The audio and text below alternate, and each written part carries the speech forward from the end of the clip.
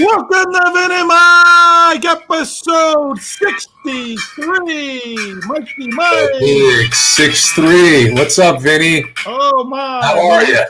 You know, it's funny. When we talked about these division games last year, it was episode 1. That's right. It was. That's right. And now we are episode 63. That's believe it. What a year makes. What a year makes. It's nice to hear that, right? Sure is. So how you doing? All right, feeling better? I know you had a little stomach thing over the weekend. So a week ago, I had the cough. You know, this fragile boy. The fragile boy. Fragile boy now had a stomach thing he was dealing with, and just trying to get better. As you can see, my raspy voice. So yeah. I think you're gonna have to up your vitamins. Thank you, Dr. Vin. The B6, the B12, your D's, your E's, your C's, your A's, you know, all your alphabet. You better start dialing it up over there. Well, I will take your advice, Doc. Thank you. Crazy week. I won't take your betting advice, though. No, I don't take that. You know, bet against me, and you guys have been doing really well the last couple of months. That's right. Except my anytime touchdowns. They've been pretty good. You've been fantastic with that. That's a big parlays there. All right, let me get to some official stuff. We got a lot of division games to talk about, a lot of upcoming games to talk about, betting, all that fun stuff. All right, so Vin and Mike is brought to you by @ViggyBets. Go to Twitter or Instagram right now. Tell him @ViggyBets that you're a friend of Vin and Mike, and he will take care of you. I'm pretty sure he's going to have some conference game bets, Super Bowl bets, Pro Bowl challenges bets, you know, all that fun stuff. So check out Viggy Bets again, Twitter, Instagram. Viggy's a good dude. We're on the Pigskin Podcast Network, TPPN. Check out all the other shows over there. KKFI in Kansas City. Are they happy today or what? I think they're real happy. All right. We'll see. We'll talk about Mahomes and all that in a little bit. And then, of course, VinandMikePodcast.com. We have our store there. All proceeds are going to charity. Fun stuff. You know, we thank some of our favorite people out there that bought T-shirts. Alvaro showed the onesie that we sent to him for his baby being born. He took a picture. It's, you know, the baby can't fit in right now because of the 6-month. For perfect. He'll grow into it. Go right into it for Pittsburgh Steeler offseason next year. So it's all that. But yeah, check everything out. Again, our YouTube videos are up there. Other shows, a little bit about us, a bunch of things. Our sponsors, all that stuff is on the website. So, all right, Mike. Yes, Vin. Start it out. I know it's fresh in everybody's mind. There's a lot of angry people in Texas right now. A lot of people just hemming and hawing about Dak Prescott. But the Cowboys-Niners game, which I thought was the best game of the weekend, you know, was the one that I was most interested in going into, of course, the weekend. I didn't think Dallas would play as close. They played much better than I thought they did, especially on the defensive side of the ball. But I was thinking about this before we came on air, and, you know, we know Dak played an awful game. He was just terrible. And, you know, at key moments, he just was worse and worse. But I was thinking about this. If he didn't throw the 2 interceptions and just continued playing the way he was without the interceptions, I think Dallas would have been in a good place to win that game yesterday. I think they played enough defensively.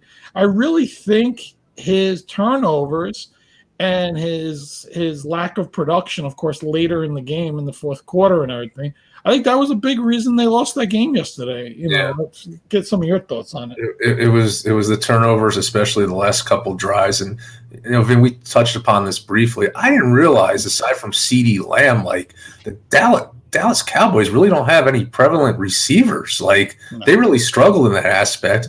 But the Cowboys, they're a team that just knocks on your door. Like last week in Tampa Bay, they beat them pretty single-handedly, right? So everyone's all excited, and then they go into this game and just totally collapse. And that's been the story of the Cowboys. That's why they haven't been able to win these divisional games. Yeah. It's been 7 years of Prescott, just so many ups and downs. But we always talk about what separates good teams and great teams. We did not see that from the Cowboys. The sad part is that they did have their chances.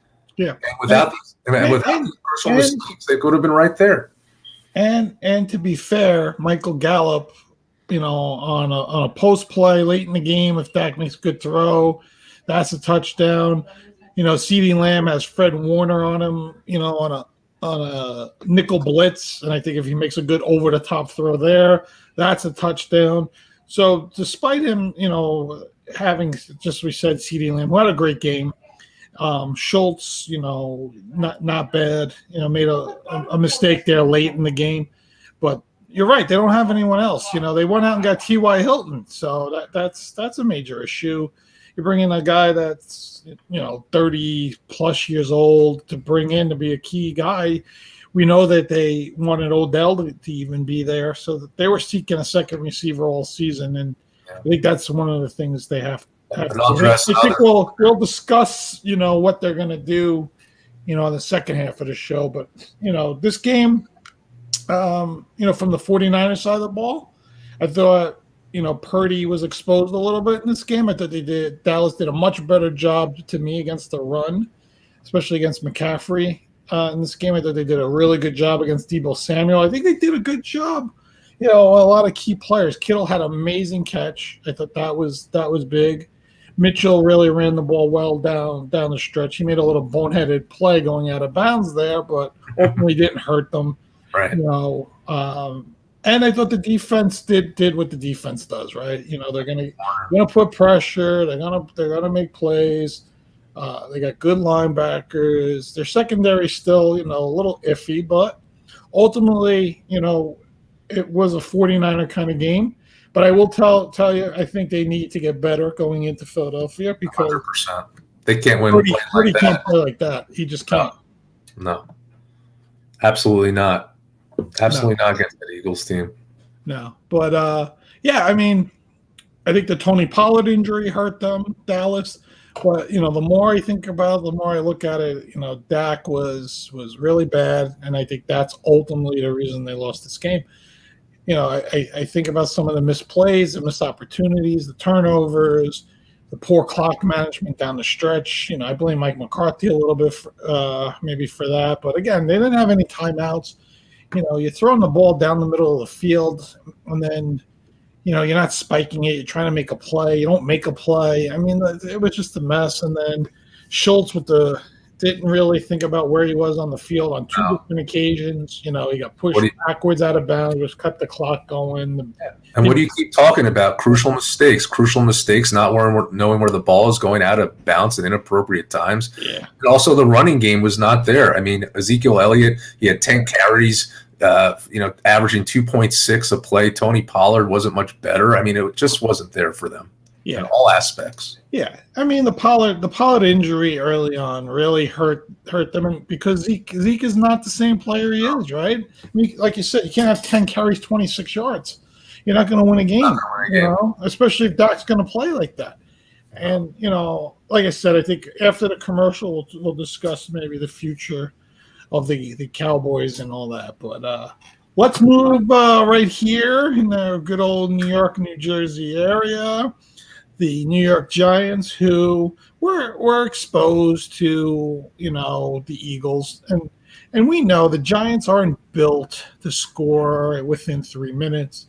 They're a 6 to 7 minute, maybe even 8 minute kind of team with drives and all that. And, Jalen Hurts just came out, moved the ball down the field, showed why he was a high-level MVP candidate all season. I know he said he wasn't 100%, but he made throws that to me looked like he was 100% quarterback. Maybe he wasn't 100% if somebody like ran into his arm or something, but he made all the throws. I mean, like even the throws that he didn't make were there. I mean, he was fantastic. Jason Kelsey is a whole different animal at center. Lane Johnson's playing out there with a torn groin. They kept the Giants really good pass rush under control. They kept the line of scrimmage under control. Hassan Reddick on the other side of the ball is just too strong. It's just, the Giants weren't ready. It's like you're not ready for prime time, right? It was a big mismatch in Philly, tough game. And again, they're not built to come back from 21-0, 28-0. It's just not the way they're made, and they were exposed to a lot of different things. And Philly right now looks like, the team to beat in the NFL. Might as well not the NFC. So, some of your thoughts on that. Yeah, I mean, listen, I told one of our buddies right before this podcast that he said to me, "Oh man, the Giants effing blew it." I said they didn't blow it. They exceeded all expectations this year. All these analysts gave them 5 to 6 games to win. They beat the Minnesota Vikings in Minnesota. They were so well coached, and they came a long way. But you said it, Vinny, these Eagles had too many weapons. I mean, Hurts was nearly flawless. And then you have the rushing Kenneth Gainwell. I mean, he was unbelievable. Miles Sanders, then Devonta Smith as a receiving, and Dallas Goedert, A.J. Brown. I mean, so many weapons. And the Giants made some mistakes in that first half that pushed them back, but they didn't really have a chance. They weren't really in it. I think a lot of people, and I am one of them, and I will always put my hand up if I say something that I believed in. I really did think the Giants were going to keep it close. I was the person who said that they would have it within 7.5 because I felt they had a lot of momentum going in, and we weren't, with Jalen Hurts, you weren't sure what he was going to come back as the bye week. But this is why the Eagles proved they had their record for the year, that they were beating teams the way they were, and they really came out forced to be reckoned with, and they're going to be very difficult to beat. That's what they showed against the Giants. So hats off to the Eagles. Yeah, you make a good point. They showed why they were a 1 seed in the NFC. That's exactly right. Right? They're incredible on the lines. I look at their offensive defensive lines, incredible. That their secondary played really well, even when they blocked them. Jones really couldn't find anybody downfield. He really couldn't run the way that he's run in the last few games. They just really shut down. And then, if Hurts is going to play like that and they're going to rush for 260, I think it was 268, something like that as a team, I mean, they're not going to lose. You're just not going to lose. There's no way to stop an offense that is going to do that. So it's a very interesting thing moving forward. But I think Giant fans should be very happy of where they are. I think they should be happy with their coach. I think they should want Daniel Jones back next year. I think they should want Saquon Barkley back next year. I think they should know that they need 2 receivers, not just one, so they got to go out and take care of that. Get maybe a little help in the secondary, like I think every team in the NFL needs. And then, you go from there and you see what happens next year. But Brian Daboll, to me, if I had to vote, and I think I said this, last week, even before, playoffs, when I looked at the coaches that potentially could win Coach of the Year, I think he would have got my vote even before they won the game in Minnesota. I just felt that, like you said, this was a team that most people thought would win 5, maybe 6 games. They weren't going to make the playoffs. Who knows if they were going to finish 3rd or 4th in the division and all that. And they were right there, and actually won the playoff game on the road in Minnesota. So I give them a lot of credit, and I think the future is bright there. I just want to say one other thing. We talked probably halfway through the season, we talked about Daniel Jones and Saquon, and we weren't even sure if they were going to be back. Right. That was the discussion that we had on this program, and you could see, what does it have to do with coaching? Yeah. I just go back to this Giants team in that game 1 when Daboll went for 2 as a new coach. Yeah. The confidence that he alluded to his team, how his team believed in him early on. You knew this Giant team was different, and people want to play for this guy. Yeah. And that's all you could want as a coach. And that's what he instilled in them, and that's what this team has come to do. They had a fantastic season. Yeah. I remember when we brought Jeff on early in the year, and he was very happy that they went for 2. He thought that it showed that they were a different team, that they were aggressive, and that was the kind of game you wanted to see them play, all year. Right. And I think one of the things we saw with that game, and now you look at it 18 weeks later, if Tennessee loses that game and they don't make the playoffs, Giants win that game and make the playoffs, right? And people always look for that one game. Oh, they lost to Jacksonville. Oh, they lost to Houston. But you still won and lost in week one. As much as we say it's only week one, you can see how sometimes these things play out over a long season, and why I think football every week is important. And I think that's why football fans live and die with their teams week to week, because every game is that important.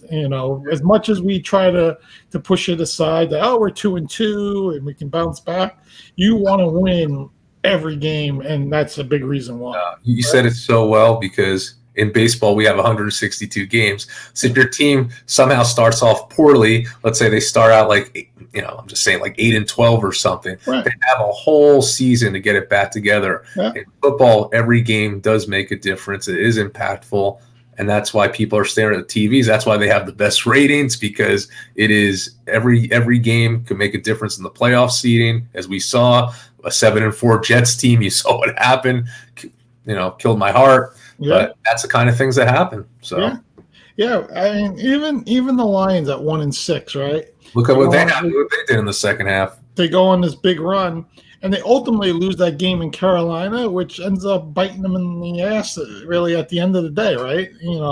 Late in the season, lose to Carolina, and that's a game that they'll look back on and go, we should have won that game. And there's other games, for every team when you look at it. But that's how you improve. That's where you look at your improvements, in season and then after the season as well. But, you talked about coaching. I want to flip over to the AFC and talk about the coach that is taking his team to the 10th championship game, the 5th in a row with Kansas City. So he's got 5 in the AFC. He's got 5 in the NFC. I mean, Andy Reid, if you're not gonna think of a guy as a Hall of Fame coach and you're not looking at Andy Reid, I think you're looking. I don't know where you're looking, right? I mean, that guy, he loses basically his franchise quarterback, in the first half to an ankle injury, right? And they got to do all the right things. They want to take the X-ray. They want to wrap it right. They want to make sure everything is right. And Jacksonville punts the ball down to the 2-yard line, and Chad Henne it comes in the game. And what does Andy Reid do? And what does his offense do in the first play with Chad Henne? Let's throw the ball, because I have confidence in my backup quarterback. He's been in the league 16 years. He's been my backup here, I don't know, 4 or 5, whatever the amount of years. I don't even know what it is. But he's a veteran. He's been around. He knows the offense. We have confidence that he can produce the offense and move the ball. And what's he do? He has the longest drive in the history of the Chiefs organization, 98 yards, and scores a touchdown, right? Right. I mean, and people could say whatever they want about Chad Henne and Kelsey. And I mean, Andy Reid, it shows confidence. That team is well coached. You could see the way they were knew every play, how they come together. You could just see it, and you got to give them a tremendous amount of credit. And that's why when they won that Super Bowl 4 years back, why the camera panned right on him and not the quarterback, right? And that's where the camera was, because everyone knows he's just like the man now, right? He's like that guy. He's the guy that, been doing for 25 years and just successful. I was just very impressed again with the guy that impresses me all the time, but just even more impressed of what the Chiefs did. Yeah, and we talked about, Vin, that if Mahomes didn't get hurt, that margin that they won by would have been a lot more. Yeah, would have covered that spread. So I think we did make a good bet, but these are things that happen. How do you control with betting, right? Like, That's injuries right. is the one thing you can never control. And you're right. I think the Chiefs really played really well. They were able to contain Trevor Lawrence on the defensive side of the ball. A lot of different blitz packages. I thought Jacksonville played well. Doug Peterson again. He had them ready. He had them ready. He's from the Andy tree of things, right? They were showing that Andy Reid was his quarterbacks coach. In the early '90s when he was with Green Bay. So Doug Peterson knows Andy Reid for like 30 years. He was his first quarterback when he went to Philadelphia. That was his starting quarterback. He was his offensive coordinator when he went to Kansas City in his first game. I mean, it's just, the history there. And you looked at them. Those were two Super Bowl winning coaches, right? Two Super Bowl winning coaches coaching against each other. Can't take anything away from those guys. But yeah, I think Trevor Lawrence showed that he's going to be, that number one overall pick in the second half of the season. I was very, very impressed even with him, the way he played in Kansas City. Tough environment, bad weather, the rain, the cold, all that stuff. It's very hard to play on the road, as we say in the NFL all the time. But to me, he showed what he is. I think Jacksonville will be ready next season. You got to remember Calvin Ridley's there. If he gets reinstated, he automatically becomes their 1 or 1A receiver with Christian Kirk and Zay Jones. They still got Marvin Jones. They'll probably bring Ingram back. They got NTN.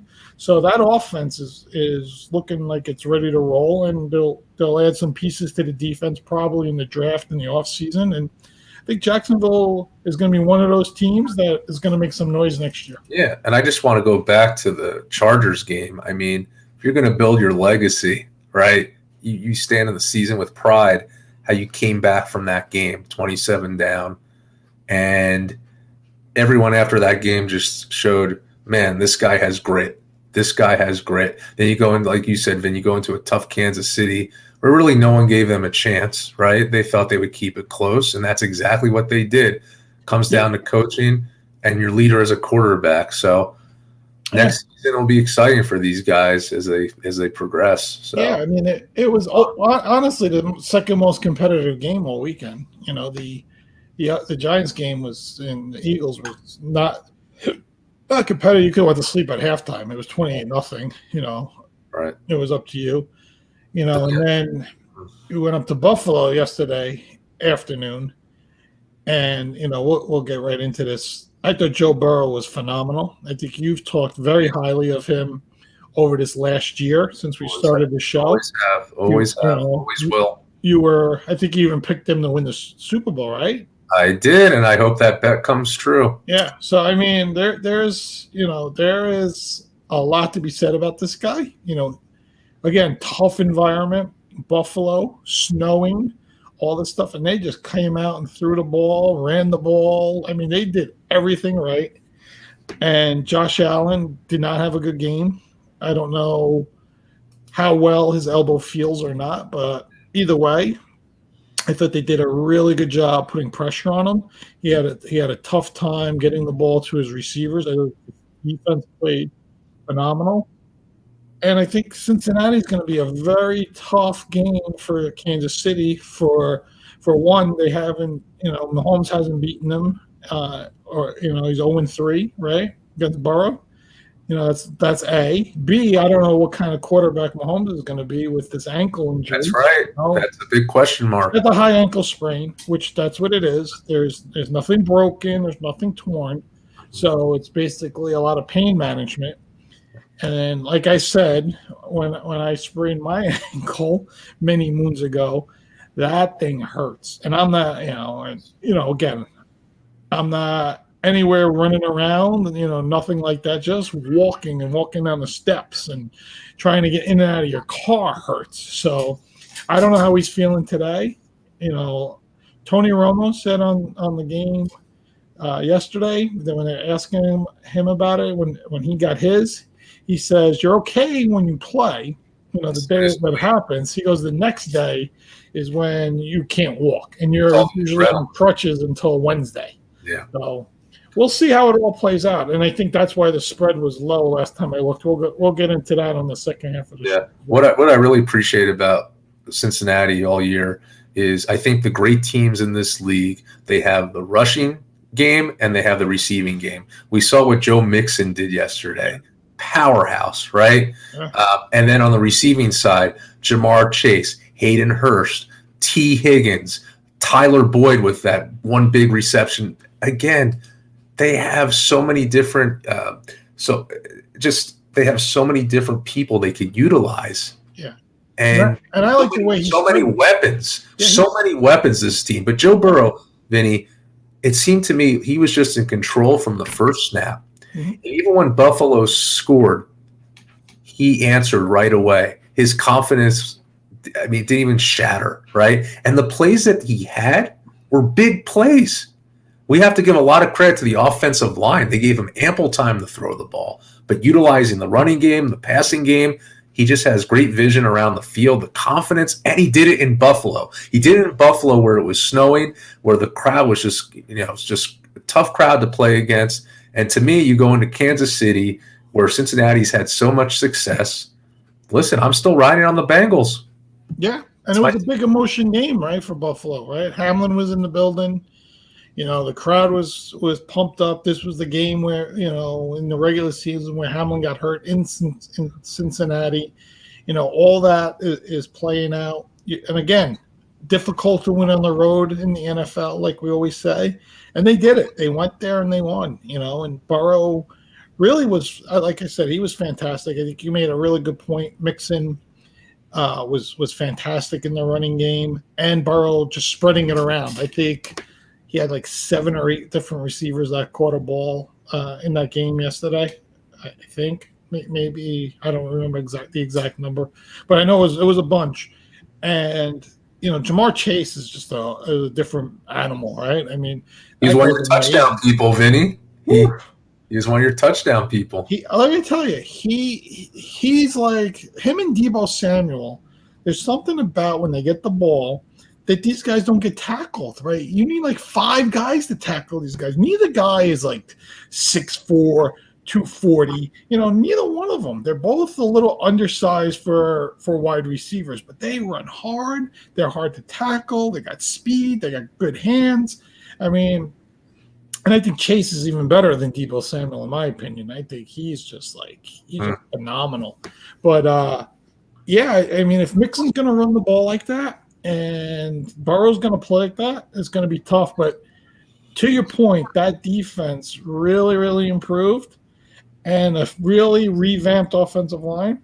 I think they had 3 starters out. Yeah, they do. They shuffled it around. And show it? No. And you would know, Burrow didn't get sacked 9 times like he did in Tennessee, last year. So here's the way I look at it real quick. Yeah. Last playoffs last year, they were getting destroyed, that offensive line. And somehow Burrow had to pull these games out magically. He doesn't need that this year. No. He has an effective offensive line. Yeah. So they improve that aspect of the game. And to me, you continue that pace, you're going to be very hard to beat. Yeah. I think we said it. There was 5 teams, in our opinion, that could win the Super Bowl. And 4 of those 5 teams are alive, right? The 5th being Buffalo. We felt, Kansas City, Cincinnati, San Francisco, or Philadelphia. Yep. And Buffalo were the 5 teams that could win a Super Bowl. And we know only 4 could get there, and 4 are there. And I think we're in store for hopefully really good championship games next week. 3 p.m. Eastern time, 6:30 Eastern time. We start in Philadelphia at 3:00, and we end up in Kansas City, at 6:30. So I'm excited for all of that next week. Really, really excited. We didn't have division games this year like we did last year. No, it'll be very hard to top that. I don't think we'll ever get that again. It's ridiculous. But, I tell you, it's starting to become a little bittersweet, right? Like we say. We're excited for the conference championships. We're excited for the Super Bowl. And then all of a sudden it's like, it's done. My Sundays become, NASCAR, right? Your Sundays become, Chinese food. Thank you. Big difference. Yeah, thank you. You're a ridiculous person. So with that, let's read the commercial. Let's read the commercial. We'll come back. We'll talk. We'll talk a little picks and what we think a little bit about the Cowboys and Bills moving forward, because I think they got some question marks there. All right, 4 NFL teams, 2 conference championship games, and only a few more shots to win big on the playoffs with DraftKings Sportsbook, an official sports betting partner of the NFL. Counting down to Super Bowl 57, new customers can bet $5 and get $200 in free bets instantly. Not a new customer? You can feel the conference championship thrills with stepped-up same-game parlays. I saw Anthony did that with Jamar Chase anytime touchdown. He boosted that with his same-game parlay. So take your shot at an even bigger NFL payout and boost your winnings with each leg you add up to 100%.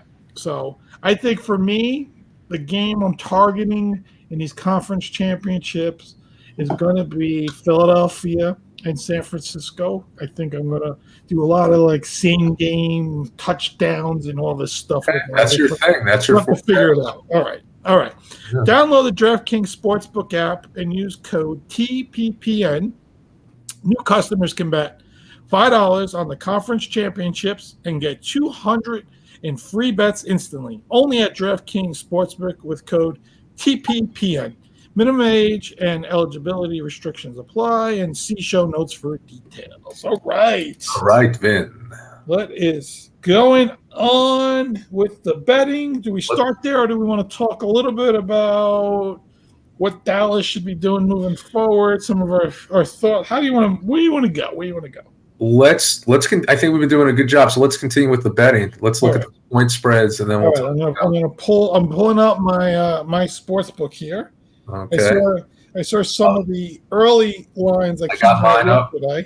And they're very close point split spreads right now. Both games, which is to be expected. All right. So I got, maybe you should be looking at the same thing I am, but I'm in New York, you're in New Jersey. Who knows what they do, those DraftKings people? I don't know. I don't know if they have different spreads in these states, especially in Ohio where it's new, and those Cincinnati Bengals are there. They're excited. These sports book that a Ohio team is in the conference championships. All right, I got Philadelphia -2.5, and I have Cincinnati -1. Wow. Yes. I'm guessing Cincinnati getting respect. There must be. Well, it's the combo, right? It's they've beaten Kansas City, and the uncertainty of Mahomes. It's a pick'em game. That's what it is. Wow, +1. I mean, can I ask you a question real quick? What's the difference really between a pick'em and -1? Because you have to win, right? A pick'em is you have to at least win. What's the difference? Like if it says -1 or PK, honestly, you don't push. Oh, right. A pick'em. You don't push. A -1, you could push. That's why they try to do that. They don't want a pick'em game in the books. They want you to. They want you to push, right? You get we get your vig or whatever they get or whatever that is. Yeah. I don't know if they do that on. They don't do that on DraftKings, right? I think they. You get your full. You get your full thing back. Right? You do. Yeah. Yep. Mm-hmm. So, but that's the reason, right? I mean, Ultimately, they want one side to win or the other, right? Yeah. I mean, I think it works. They're always looking at that 52%, right? All the odds. So if they could get that 52% back on one side, they're happy and all that. I don't know how that all works. They like us who do exotics, and those only win like 10% of the time. So they like our kind of bets. Yeah. All right. Do we do some early predictions here? Yeah. I'd love to. All right. Philly, home, -2.5. Go ahead. We'll see if we agree. I'll go first. And you say, listen, San Francisco obviously has to go in and play different if they're going to win. I just don't think that's going to happen against this Philly team. Great win against the Giants, a lot of momentum. Jalen Hurts is playing very well. They have the running and passing game. I think they win this, and I think they do it. -2.5 is very favorable. It's a nice spread for them. I could definitely see them winning by a field goal, if not like 7, right? I do at this point. So I am taking Philly -2.5. I think it's a good bet. So I think of home field. Yep. I think of West Coast team coming to East Coast. Exactly, the trap. Country. I think of 30-degree weather, not 60-degree weather. I think of Jalen Hurts and not Dak Prescott. So those all things come to my mind. I would think at best San Francisco loses this game by 3. I think that's their best bet. So I think 2.5 is right where you want to be, right? I think it's a great spread. It's very favorable for them. Yeah, I think I would even maybe look at an alternative spread line, maybe, right? Get some better odds. Maybe do minus 4 even. Minus 3.5 or 4. I was thinking. Right. Maybe even take a chance there. Okay, we're in agreement. All right, over under. I want to get your thoughts on this. 45.5. It's very low, but San Francisco's had a great defense all year. It's been a testament to them. And I think that will still be in line. So I do think this is going to be a low-scoring game. So I could see Philly winning this 23-17, something like that. Yeah. So I hate betting under, though, because you always want to cheer for the over. But I think this game's going under. And I think that it's going to be low scoring and favorable of the Eagles, who will win by a margin of 3 to 6 points. That's what my feeling is. So the Giants-Eagles was 45, with the Eagles, of course, scoring 38. Right, but look how many points they scored. 38 of the 45, right? San Francisco. So the way I look at it is, can the Eagles put up at least 21 points? And are they going to win by 7 or more? And if we're thinking 21 for the Eagles, then we're thinking 14, 17 for San Francisco, right? So at that point, you're going under. If we think Philadelphia can put up 28, 31 in that range, and then you get even San Francisco scoring 20, then you hit the over. So it's depending on how you feel about Philadelphia. I'm not going to think about this right now because I'm not sure. Because I'm feeling like 24-20 is the right score, and I'm thinking under. But like you, I want to go over. I want to go 28-20. I want to go 31-21. I even want to go 31-24. So, but I might change on our Instagram when we put out our official parlay, later in the week. No, but honestly, for real bet, we'll do it for fun. It's probably a bet that I would stay away from. I'll do it for fun. I think it's going to be one of those close ones that could go either way by like a field goal. But the best bet, I think, and we both agree on, is the minus 2.5 point spread. I think is very favorable for a home team. Vinny, you made an awesome point that it's a team that has to travel all the way from the West. Yeah. Going to the cold, going to playing with the Eagles with those crazy fans, right? So not an easy place to play. That to me is the bet. Yeah. And someone's pulling the fire alarm in the hotel that night too, where San Francisco's staying. I heard something. I heard a rumor that the Giants' water wasn't working, and I don't know how true that was. In the hotel or in the locker room? Just read about it. I don't know how, and again, I'll say it on the program that I don't know how credible the source was, but there was a couple articles saying that they did not have water. That's funny. I think it might have been a real hoax. So I don't. That's funny, but I would be surprised. I mean, did they actually travel Saturday? I'm guessing they traveled Saturday, right? I wouldn't think they traveled Friday down there. I would think I don't know. Maybe they had to practice. I don't know. I don't know how it works. Well, wait. They played Saturday night. Would they have traveled Friday night? I think so. Yeah, they wouldn't have gotten up Saturday morning just taking the bus. I don't think they had to give time. I don't know. I would get up, get the team on the bus. 10 o'clock. I don't know. It's only a 2-hour drive. True. I don't know. There's no traffic. The state police take over. They push you right through every accident there is. They'll take you right to the stadium. Yeah. I don't know. I'm not sure how that works with the Giants if they actually stay in a hotel. That's interesting. We'll have to dig into that. Look into that. Let me know what you think. No, you're going to look into it. I'll look into it more. When I have time. Next week, I'll take care of that. After my Chinese food.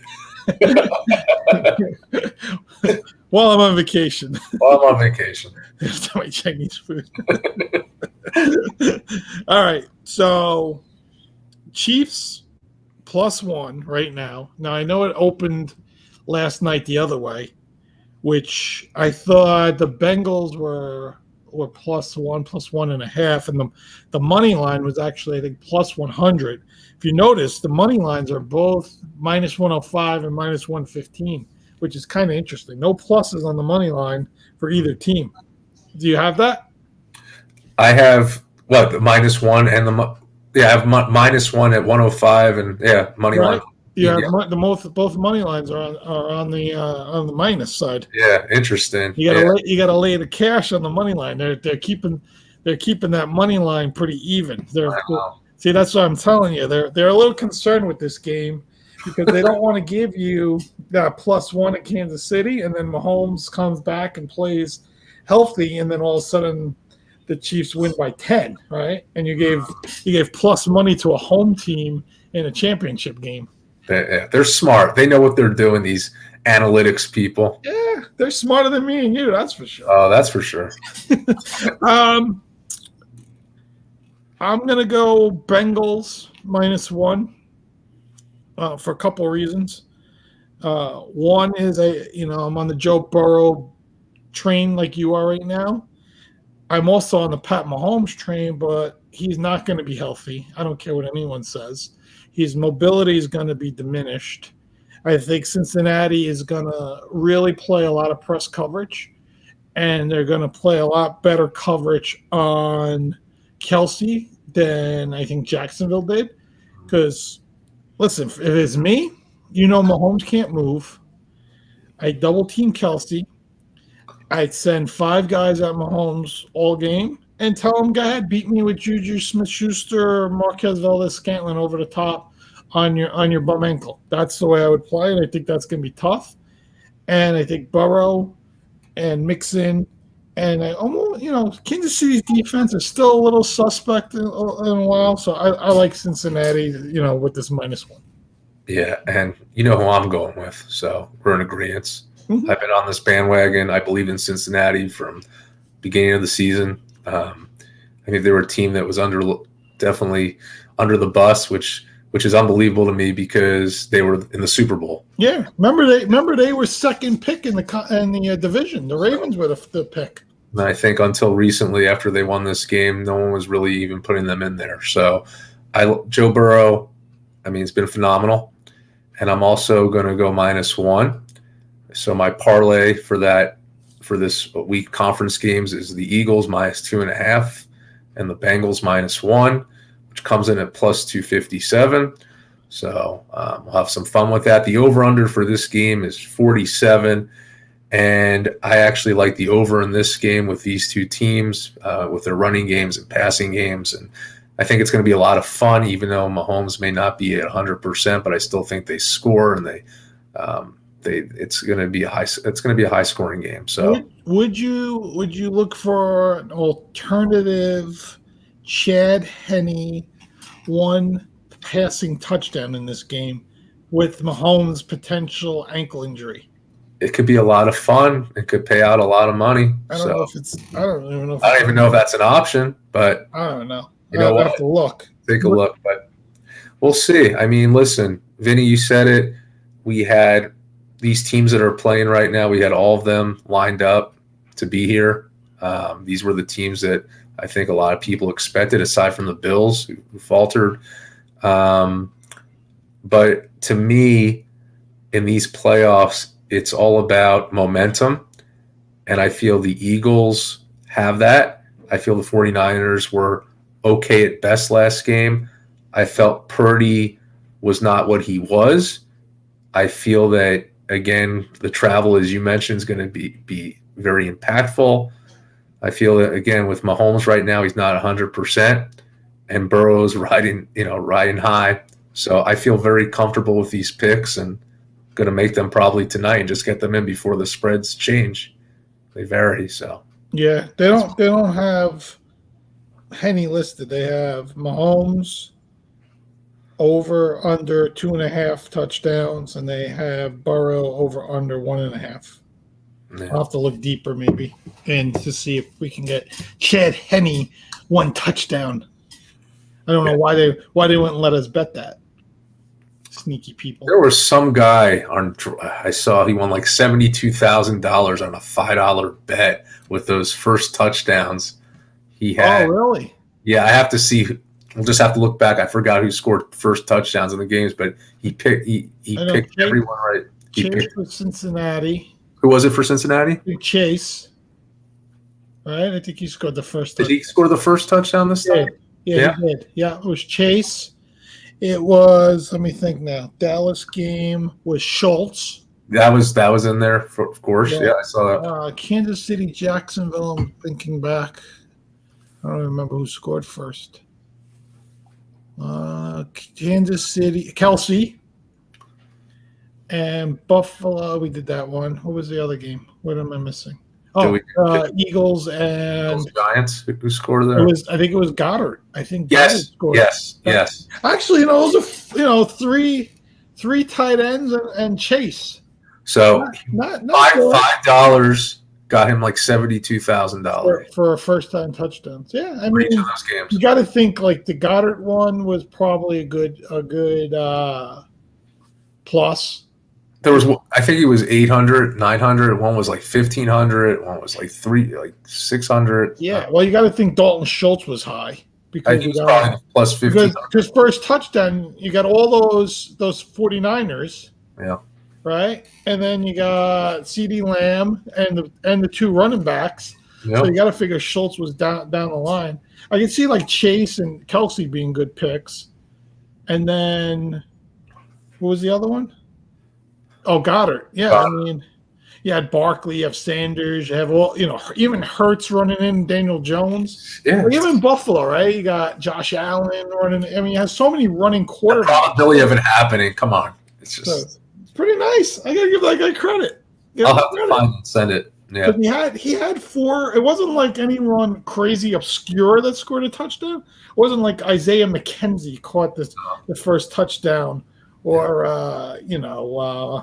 the Justin Watson on Kansas City. Yeah. It was legit guys. So all right, nice. I like that. I like hearing that stuff. I do. I like hearing that stuff. All right.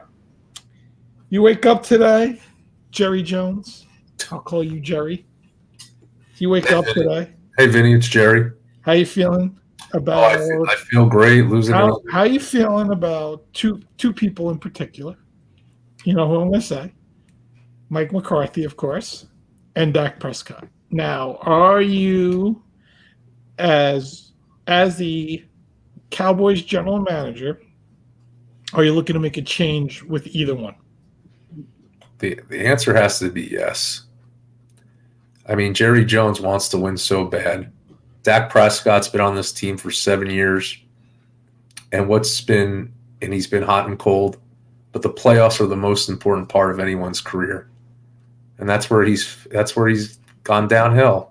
And I'm not saying he can't be successful for another team. I think he can be because I think he is talented, but he's shown year in and year out that it's just not working here. And maybe it's the coaching. Maybe it's the players. Don't know.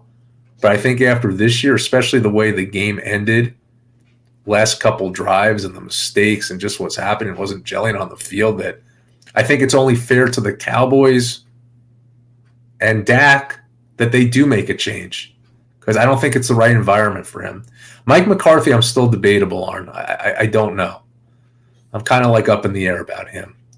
But I feel like the coaching, he made some poor plays too, poor coaching decisions. He hasn't really, I don't think he's really helped them, right? He's kind of been, I don't know. I'd probably, if I had to make a decision, I would go Dak to a different team before Mike McCarthy.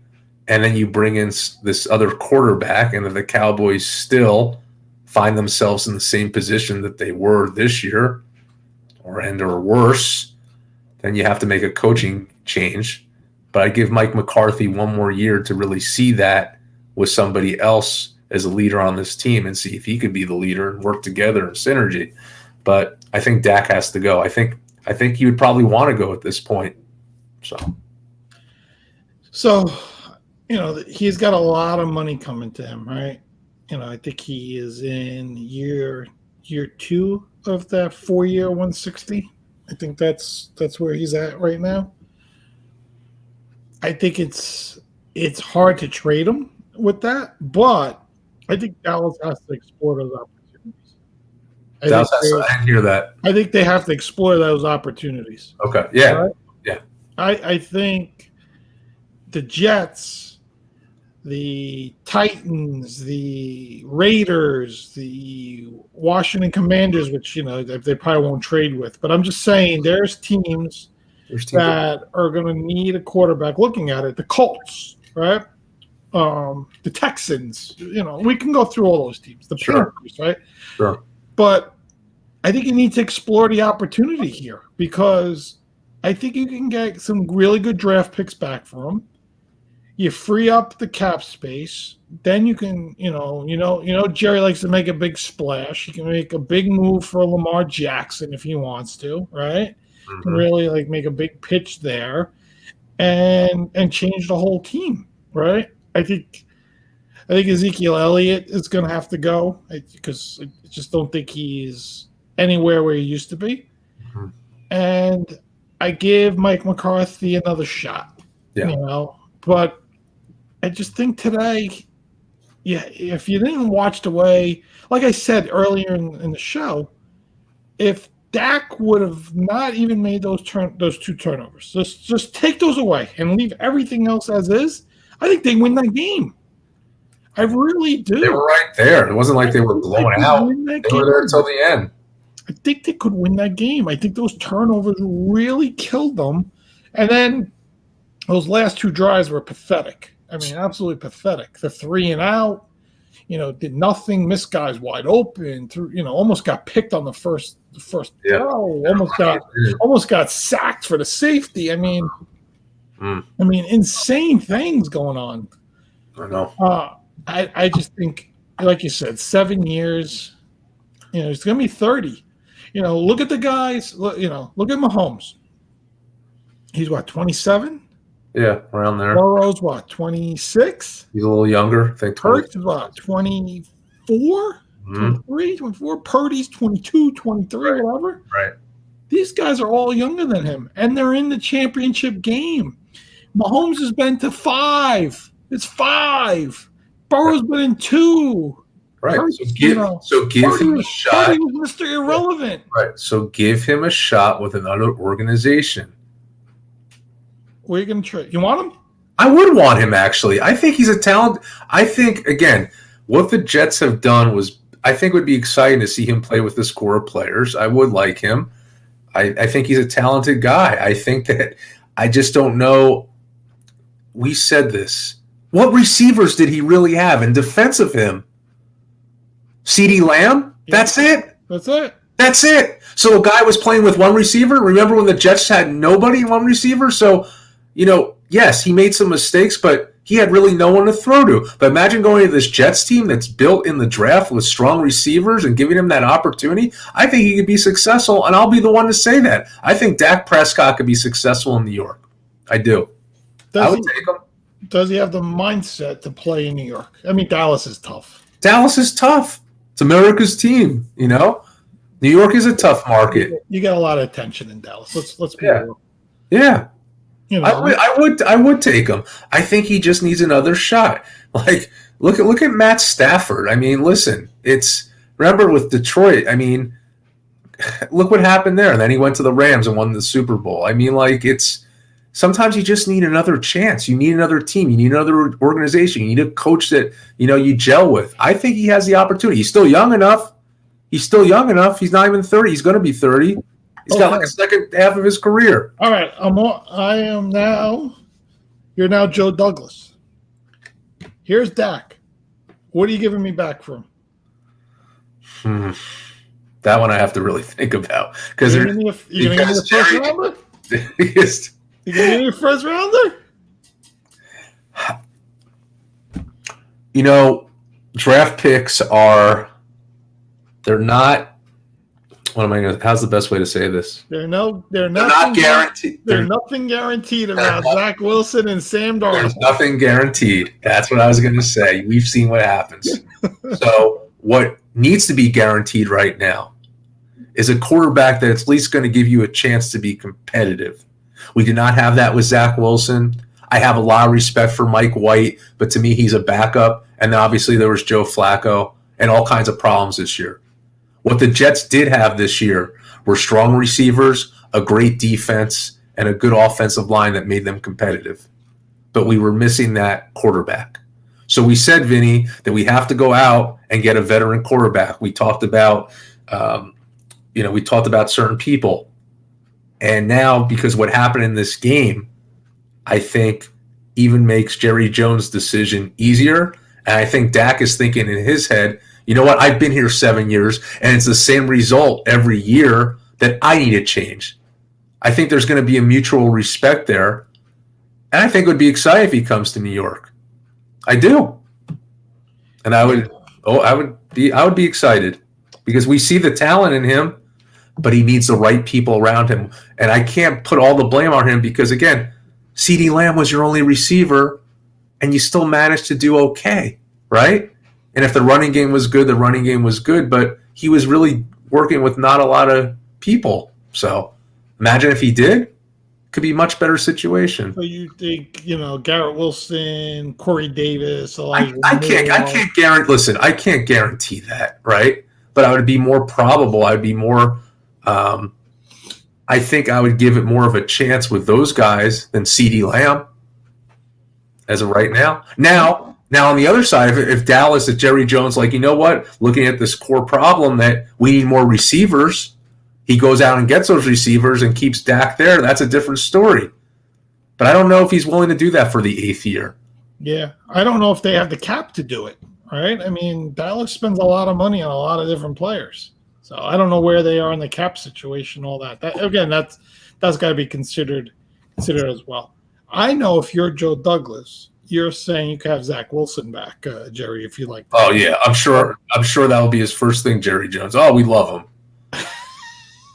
Yeah, that'll be. Let's just make the trade 1-for-1. Straight up, Dak for Zach. Imagine you reading the headlines. That's it. Dak for Zach. Dak for Zach. That's exactly what it is. Chances of that, never. Where's Antoine? Zach's headline at the New York Daily News. That's right. Put it right in the Daily News, Antoine. That's great. All right, we got one more. We're running, but we got to talk about this real quick. Sure. So, do you feel the Bills took a step backwards? Yes. A. Do you feel it was because of Josh Allen's injury or what? Or do you think, they just took a step backwards? With that being said, are you worried that McDermott's not your guy and that you would pursue a Sean Payton? So start with A. Did Bills take a step backwards? I mean, if I have to say yes. Okay. I agree. I think they definitely did. I mean, I think they took a big step back because no AFC Championship game. When you're at home like that with your crowd, the snow, and it's even the way they lost. They weren't even in the game. And we know how hard it is to get on this competitive stage, right? And I just feel like at the beginning of the year, everyone was talking about the Bills, and they had a great season. But you got to play as your record shows, and they didn't do that. So even the last game, they were shaky. They were very shaky against the Dolphins. So it wasn't a good performance throughout. So, yeah, that's a step back for me. As far as the McDermott thing, too early to tell for me, right? Now, I can't make speculations yet. Was it all Josh Allen's injury that really did this? Was it a team thing?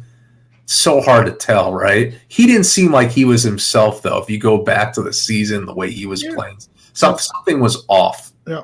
But I can't say yes or no because we don't know how much that healed. So time will tell with that.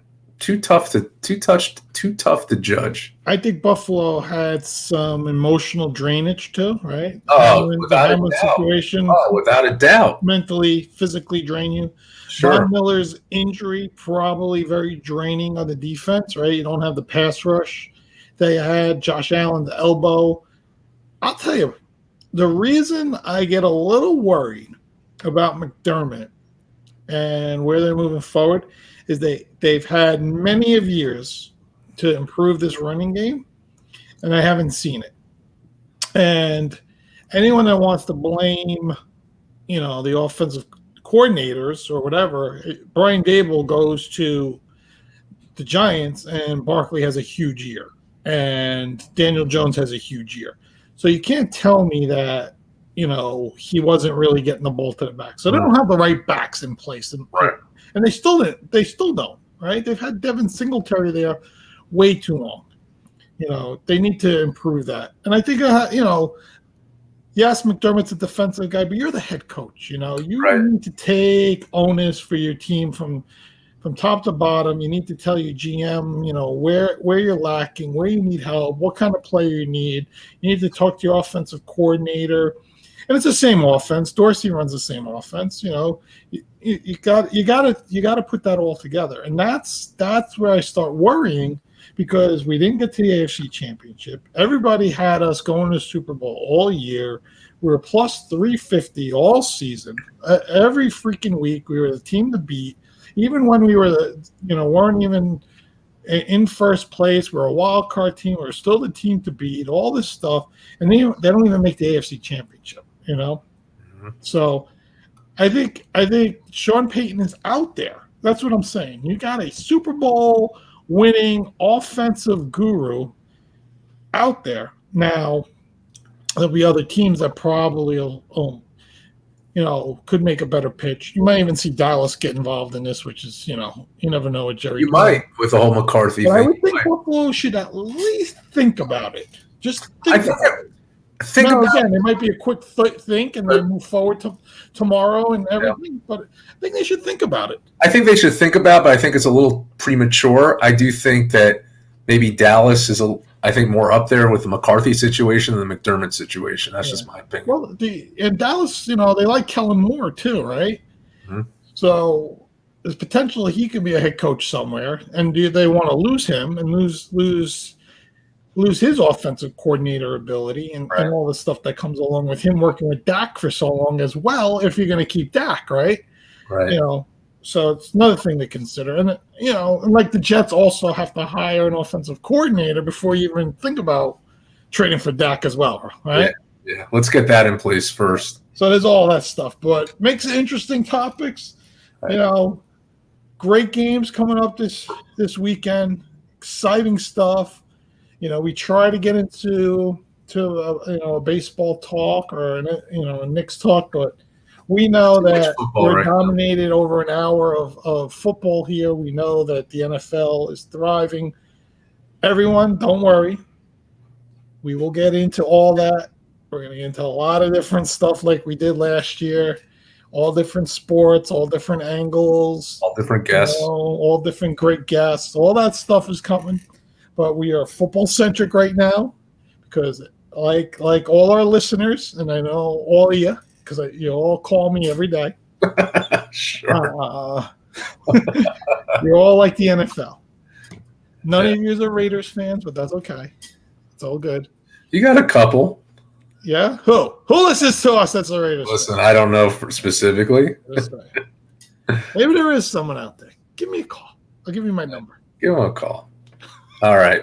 Very good. All right. That's it, right? Yeah, so again, our picks. Yep. Philly -2.5, Cincinnati -1. And if it goes to -4, we're still on Philly? Yes.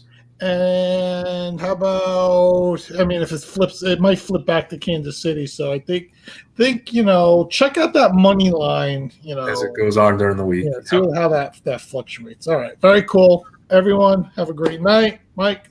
Have a good week. See you next week.